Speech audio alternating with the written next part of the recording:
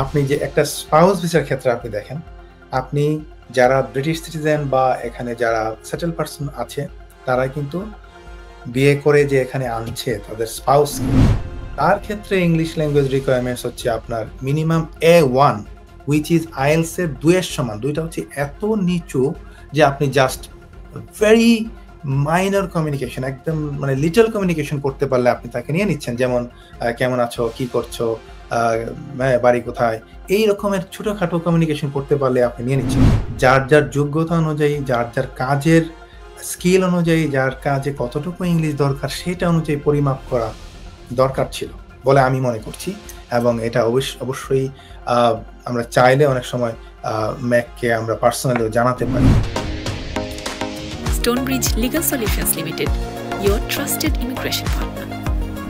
English ফুটবলাররা যখন বিভিন্ন দেশ থেকে আসেন তাদের আবার ইংলিশ টেস্ট লাগে না, আবার ইংলিশ কোচদেরও টেস্ট লাগে না। তো রেস্টুরেন্টের এই শেফদের জন্য এত বৈষম্যমূলক আচরণ কেন? আপনার কাছে কি মনে হয় এটা? না, এটা অবভিয়াসলি তারা একটা জেনারেলি সেট করেছিল। হ্যাঁ, আমি বলছি যে আপনি এই দেশে আসলে মিনিমাম একটা ইংলিশ ল্যাঙ্গুয়েজ রিকোয়ারমেন্টস আপনার দরকার। আপনি চলার জন্য কিন্তু দরকার। আপনি এখানে বাজার করতে যাবেন, আপনি ডাক্তার দেখাতে যাবেন, জিপিতে যাবেন, আপনি বিভিন্ন জায়গায় ব্যাংকে যাবেন, তাদের সাথে কথা বলতে হবে। আপনি কথা বলেন। এখানে আপনি যে একটা স্পাউস ভিসার ক্ষেত্রে আপনি দেখেন, আপনি যারা ব্রিটিশ সিটিজেন বা এখানে যারা সেটেল পারসন আছে, তারা কিন্তু বিয়ে করে যে এখানে আনছে তাদের স্পাউসকে, তার ক্ষেত্রে ইংলিশ ল্যাঙ্গুয়েজ রিকোয়ারমেন্টস হচ্ছে আপনার minimum A1 which is IELTS এর ২ এর সমান। ২ টা হচ্ছে এত নিচু যে আপনি জাস্ট ভেরি মাইনর কমিউনিকেশন, একদম মানে লিটল কমিউনিকেশন করতে পারলে আপনি তাকে নিয়ে নিচ্ছেন। যেমন কেমন আছো, কি করছো, বাড়ি কোথায়, এই রকমের ছোটখাটো কমিউনিকেশন করতে পারলে আপনি নিয়ে নিচ্ছেন। তো সেই ক্ষেত্রে আপনি একজন শেফের জন্য বা অন্যান্য প্রফেশনের জন্য, লাইক আমি যেটা বললাম যে যে রুফ বিল্ড করবে বা যে আপনার একটা বাড়ির কি বলে একটা বিল্ডার্স বা অন্যান্য প্রফেশন, তো তাদের ক্ষেত্রে আপনি সেট করেছেন সেম। আবার একজন ইঞ্জিনিয়ারের ক্ষেত্রে, একজন সিভিল ইঞ্জিনিয়ার, একজন আইটি প্রফেশনাল, তাদের ক্ষেত্রেও আপনার ৪।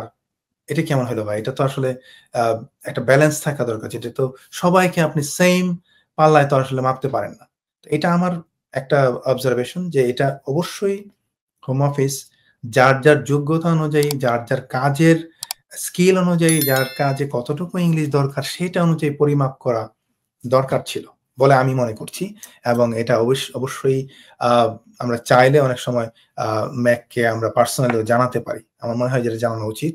বিকজ এটা আসলে আপনাদের তো নানা রকমের প্রফেশনাল বডি রয়েছে, নানা রকমের সংগঠন রয়েছে। জি। এখানে ব্রিটিশ বাংলাদেশি কমিউনিটির হ্যাঁ, বড়, হ্যাঁ, বড় সংগঠন রয়েছে। রেস্টুরেন্ট ইন্ডাস্ট্রির সাথে রিলেটেড অ্যা জি। অ্যা অনেক সংগঠন রয়েছে। নিশ্চয়ই সেই সংগঠনের নেতারা এই বিষয়টিকে রিভিউর জন্য কাজ করছেন তারা অলরেডি। তারা নানাভাবে ব্রিটেনের পলিসি মেকারদের সাথে বৈঠক করছেন, সেই বিষয়গুলো তুলে ধরছেন। কিন্তু আমরা খেয়াল করছি যে রাজনীতিবিদরা নির্বাচনের আগে নানা রকমের আশ্বাস দেন, বাট যখনই তারা ক্ষমতায় চলে যান, তারা জি। এই জিনিসগুলো আসলে যথারীতি ভুলে যান।